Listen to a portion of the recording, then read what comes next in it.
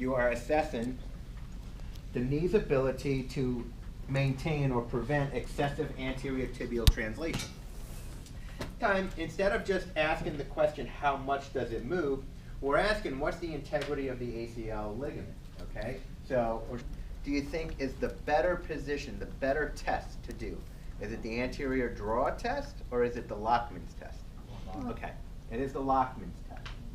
Because with the Lachman's test, we're saying, try to eliminate all those other variables, capsular ligamentous variables that could be providing stability, and let's see how the tibia anteriorly translates in that position compared to a position where, well, there might be more just inherent stability of the knee in this joint, not because of the ACL, but because of the other surrounding capsular ligamentous structures. Trying to get an assessment of the integrity of the ligament, or a very good sense of how much is this guy moving, okay? Joint mobility, we're just kind of bringing it out and seeing how much does it move, right? So with this kind of a test, you might want to get a little bit of a sense of that. You want to make sure the knee's relaxed, but when you actually do the test, you want to give it a quick pull, okay? Figure out what's that line of force, and then just see how well is that holding, okay? In that 20 to 30 degrees. Your hand should come around more on the medial side of the knee, and when you pull, don't just pull straight forward, but kind of pull forward and lateral, okay? So hold the knee at about 30 degrees, get that tibia. Your other hand, you want to prevent that movement from happening, and very similar, you want to kind of get an assessment of which way is that moving, but when you do the test, make sure to really give it a quick, to engage that ACL. You want to feel that kind of firm stop, and you're getting an assessment of how far is it being pulled forward, okay? Greater than 3 millimeters side to side is generally indicative of an ACL tear. So when you do these tests, also test bilaterally side to side. The question you should be asking, and the answer you're trying to acquire is how much capsular ligamentous motion is there at the knee?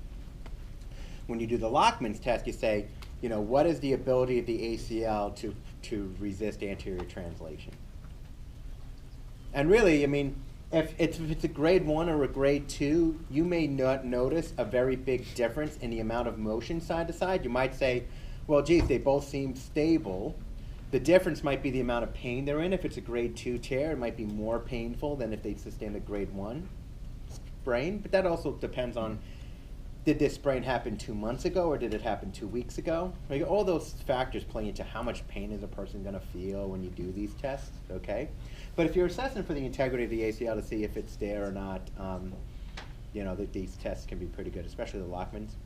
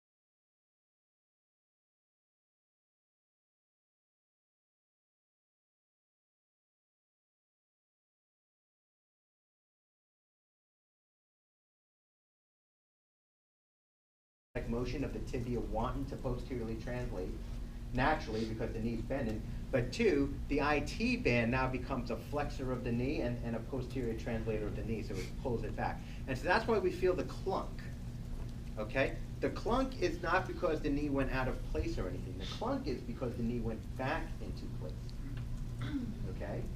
It was excessively anteriorly translated, so as you were bending the knee pulling backwards, it clunks itself back into position. right? But I think what's really challenging is maintaining the tibial internal rotation and the valgus force at the same time. Can you get how I feel? Sometimes I'm grabbing the malleoli and I'm just trying to internally rotate the tibia that way. Or sometimes I'll do it through the calcaneus. I prefer not having to go through the calcaneus because that means I'm torquing the subtalar joint and the talocrural joint even more than it needs to be, okay? But in some fashion, just relax your leg there, big guy, Austin. All right, is we got to get that tibial internal rotation. Then with my other hand, I got to get that valgus force at the knee. And I have to have both happening at the same time. Once I've got that, then I start to bend the knee, trying to maintain that. Once he gets past 30, 40 degrees, right now he's almost 80 degrees here, the test is over. I should have heard the clunk by now. So this is not a test where you're trying to bring the leg all the way up, right? The test is really described at that 30 to 40 degree mark, okay? So just get that tibial internal rotation, get that valgus, try to maintain that through the beginning of the motion, and just you can move, try to maintain those forces moving back and forth. I think the test is better when we're moving into flexion to get that clunk, but it is possible we might feel a clunk coming into extension if the tibia is being allowed to come out from underneath the lateral femoral condyle. The posterior draw test is the opposite of the anterior draw test. The person's in 90 degrees of flexion, okay? Now, instead of anteriorly translating the tibia, we're going to provide a posterior translated force. I want to get a good assessment for the tibia translating, in particular where that stop is posteriorly, and then just give it a good.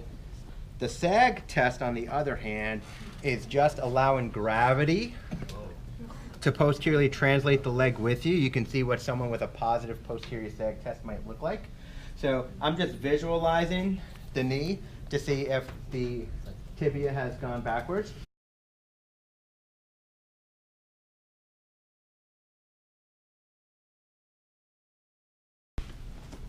And so for the valgus stress test, I can have her all the way over to me.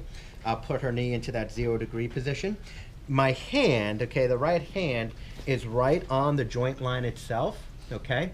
And when I start to apply the valgus force, the thing I want to make sure I'm not getting is that flipping internal rotation, that hip flipping into internal rotation, okay? So I want to make sure that the femoral condyles are lined up straight, and with my hand that I'm going into that valgus force.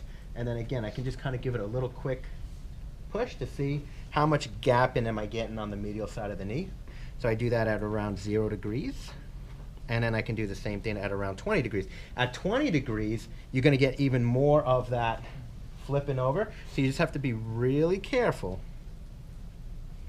about your force direction. Make sure that you're really just getting the force through the knee. Okay? Again, we do the same thing at 0.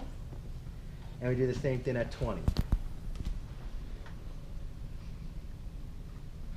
Okay, what I'm not doing is I'm not pulling her tibia inward here. What I'm doing is I'm using my hand at the joint line to really be what's producing that force at the knee. Okay? Tibial internal rotation, the ACL and the PCL are oriented in such a way that they will resist excessive tibial internal rotation. So when I distract the joint, I gap it. Not only am I internally rotating it, but I'm pulling on the tibia apart, and then I'm twisting into internal rotation. Which two ligaments are getting the brunt of that? The ACL and the PCL. So internal rotation of the Apley's test is designed for the cruciate ligaments. The collaterals, ER, collaterals, are for external rotation. Just kind of hug the leg, distract, and then internally rotate, externally rotate, okay? For compression, this is for the meniscus, compress and load, internally rotate, externally rotate the leg. You might need to go back and forth a few times with that, okay? The McGee book shows, you know, if you want to use that knee trick to help keep the thigh down as you lift and twist, that's another way of doing it. I've never done it that way. And twist yourself this way. Any pain or discomfort with that? Good. Bend your knee a little bit for me. Yeah, that's good enough. Let's do the same thing. Go over. Keep that knee bent. Keep that knee bent. Any pain or discomfort or click in? Nope. Full flexion. Okay, so start the hip at 90 degrees, fully flex the knee, Internally rotate the tibia. This is typically described for the medial meniscus, okay? I'm sorry, the lateral meniscus, excuse me. It's correct. I promise you it's correct on the table. And then you're just going to extend and flex the knee a number of times. You can do that 3-4 times, up and down. You're looking for that click in, pop in, joint lock in, pain, okay? The medial meniscus is just the external rotation, so tibial external rotation, and then just repetitive flexion extension. You're really looking for that click-in.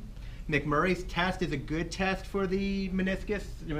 When you think about, your 50 to 70% sensitivity specificity ratio as being good. Posterior tears are generally not going to be found on this test. That's why we start in full flexion, but those posterior tears, you're just not going to get that rub in there. Around 30 degrees of extension, moving into extension. That's a positive Noble's compression test. So what's happening there, we saw in the pivot shift test before that as we bend and flex our knee, that ITB tends to move. So now what we're starting is we're going to start with the ITB behind my thumb. As I extend the knee, the IT band will move underneath my thumb, and that compression of the ITB between my thumb and the femoral condyle, that'll be very painful as I extend their knee over, as I continue to extend their knee, okay? I visualize where the person's ITB is. So for him, it's right here. So I know when I get on his condyle, his femoral condyle, I don't really want to be right on top of it right away. I want to be just slightly anterior to it, okay? But here's his condyle, so I get on that. And then as I extend his knee higher and higher, and he's got really tight hamstrings, so we might have to modify the test a little bit. As I bring him up, you want to feel that ITB coming under the thumb right there. See how that goes under my thumb right there? And then see, just assess for the person's right there like that. And does that give that person any pain or discomfort? He's not